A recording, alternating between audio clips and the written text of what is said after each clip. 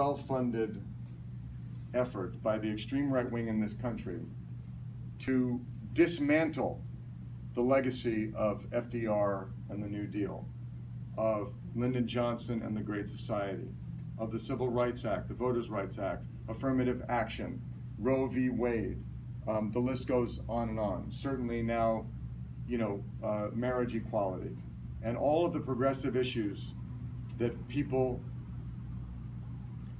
of our way of thinking have fought and bled and died for. And right down to the fact that 95 years ago, women might have won the right to vote, but a woman working full-time in this country still does not earn as much as her male counterparts, and the Republicans are not concerned about it.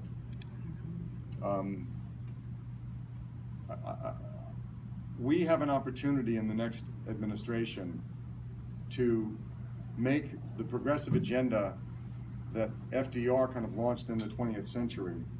We have the opportunity to make that the law for the 21st century. There's going to be probably 3 Supreme Court seats opening up, and we have managed to hold it together as a progressive movement in this country through Newt Gingrich and the neocons, in the Contract for America in the 90s, which collapsed, through the Bush administration, where Cheney and Wolfowitz kind of took over and the neocons gained even more strength, and that ended up literally in flames and a trashed economy.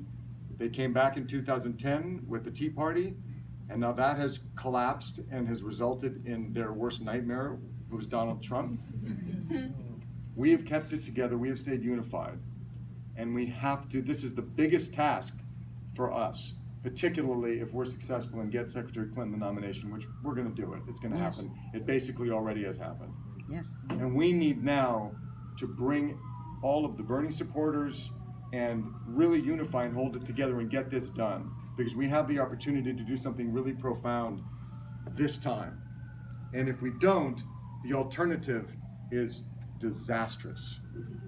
Not just because Donald is a crazy person, not just because he is behaving, whether he says it or not, he's behaving like you're racist, and his policies are completely incoherent.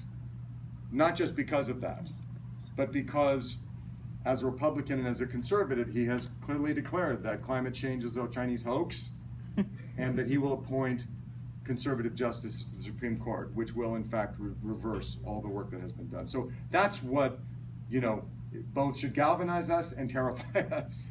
And so, look, again, thanks for taking the time to listen to me. I so appreciate you guys for doing this, and we have to get out the vote. We have to tell your friends, whether they're supporting Bernie or Hillary or, God forbid, Trump, people have to engage in this process. They have to get out and vote. And no matter, I know so many people that I've talked to have said, I know Hillary's gonna get it. I know we're gonna win. She's got it, and I'm kind of busy, and I can't get out and vote, because she's gonna win. She's already won anyway. We got to get them out. They have to get out and vote.